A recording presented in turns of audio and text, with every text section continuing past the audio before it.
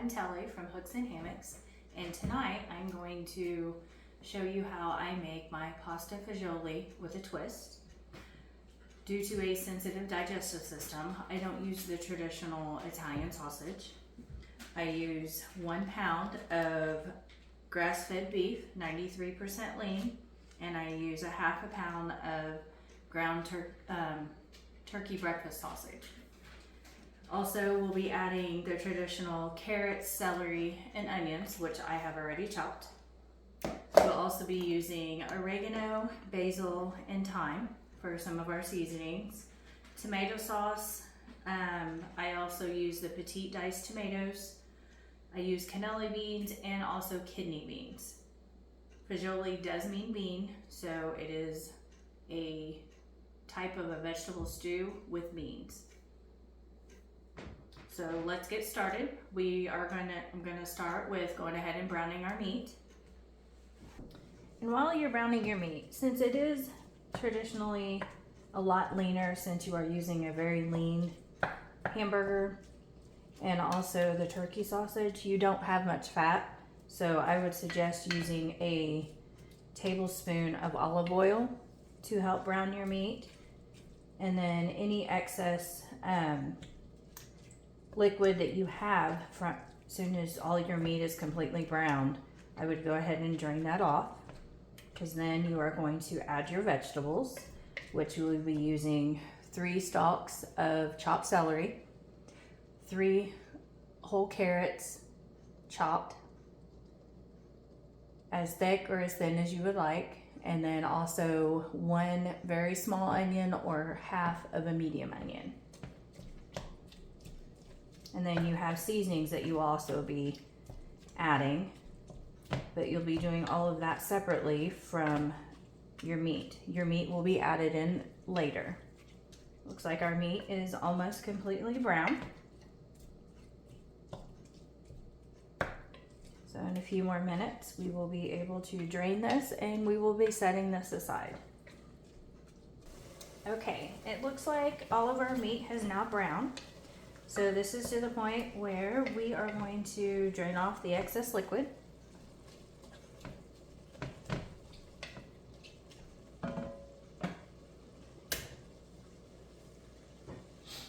And I'm using a Dutch oven, you don't have to.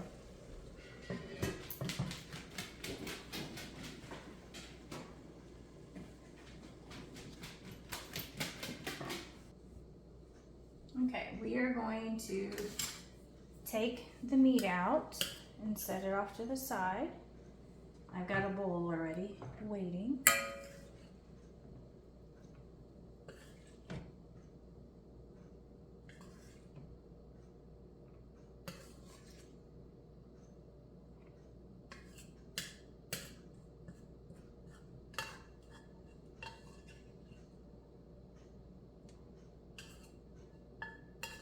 If you don't get every last crumb out, it's not that big of a deal.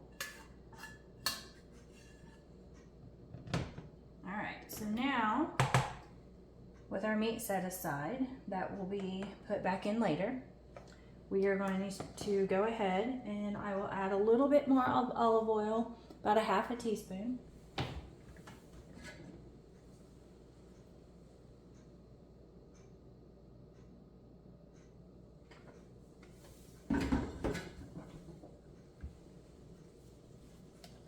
Just to kind of help coat our vegetables. We're going to go ahead and add those to the pan.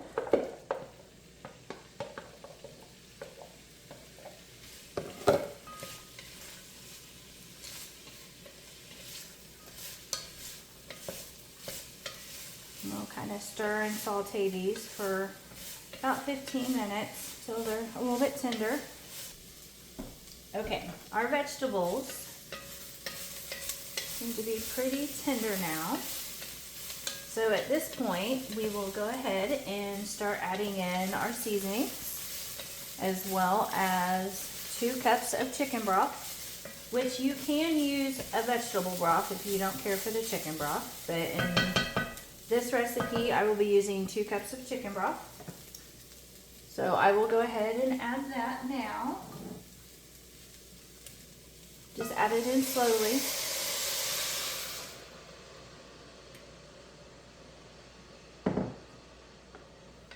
always give it like a little stir to kind of scrape a little bit of what has browned at the bottom of the pan. It just enhances the flavor a little bit. And then we will go ahead and start measuring out our seasonings. And we will have 2 teaspoons of sugar, which I already have measured out. Go ahead and add that to your pan. We will also be adding in sweet basil. And we will be using 1.5 teaspoons of that. Okay, we'll be using 1.5 teaspoons of basil.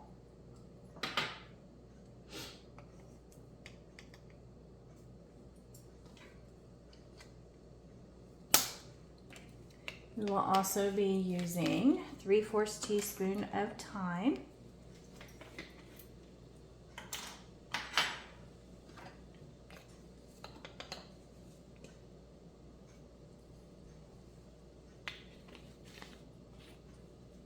And then a teaspoon of oregano. Any brand that you're used to using is fine. A particular brand does not matter.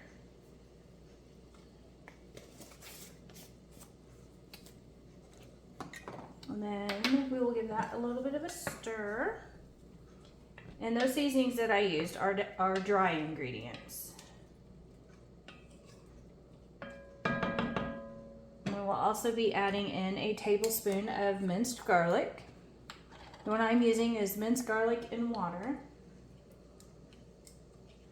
So I will be using a tablespoon.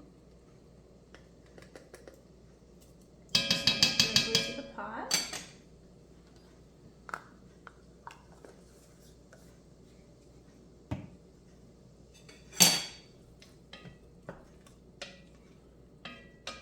It already smells so good.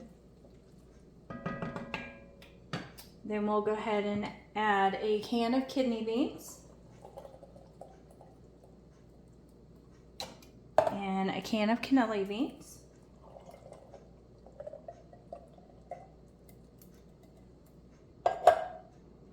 And make sure both of those beans that you're using, or any canned beans that you're using, that they're already drained, which mine were.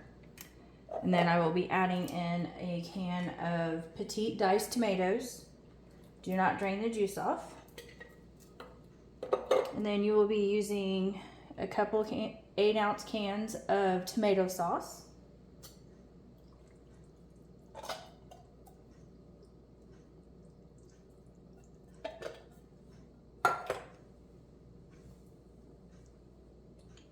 Then I always like to add in a little bit of tomato paste. You can use the whole 6-ounce can or just a couple tablespoons, depending on how much of a tomato flavor that you do like.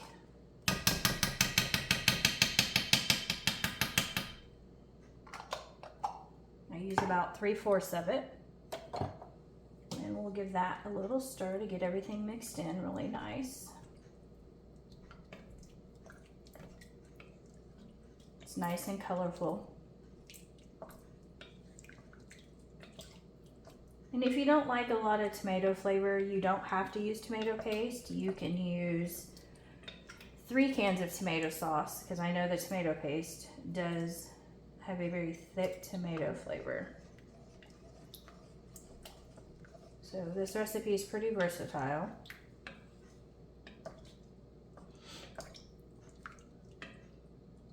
Once we got that mixed pretty well, then we're going to go ahead and add back in our meat.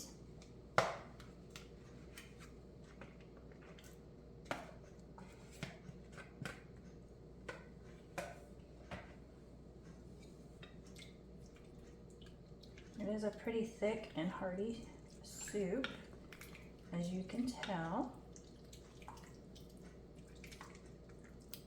And since I use tomato paste, I will go ahead and add a cup of water as well, because you don't want it super thick, because remember, you have pasta to add at the end. And I'm going to go ahead and add a cup of water to kind of thin it out just a little bit, not too much, since I did use tomato paste. I'm going to go ahead in a separate saucepan cook my ditalini pasta you will use 1 cup. You want to cook that separately, and that will be added in at the end or in your own serving bowl. Okay, I have added in a cup of water since I did use the tomato paste. And you want it about this consistency. Not super thick, but you want everything to be able to move. I have my water going for my ditalini pasta. You're going to cook that until it's tender. Then you will drain and rinse that off, and then you can either add it to your whole pot of soup or to your each individual bowl. And we're going to let this simmer for about 20 minutes. Okay, so now our soup is done, and so is our pasta. Once your pasta is tender, go ahead and rinse it and drain it. You can always, some people leave it separate and just add a little bit of pasta to their soup in their own serving bowl, or you can just add all of it to the soup. It is totally up to you. I go ahead and add it to my soup, so we'll do that now. And you are only cooking 1 cup of this pasta. It doesn't take much.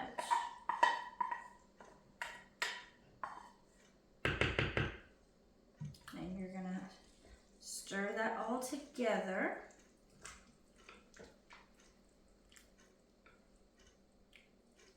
Be careful, the soup is definitely hot.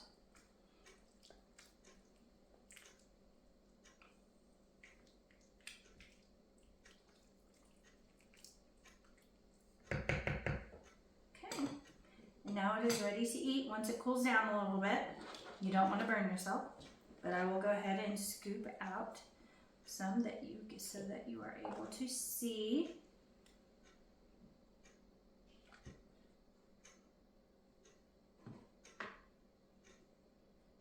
And this is what it looks like.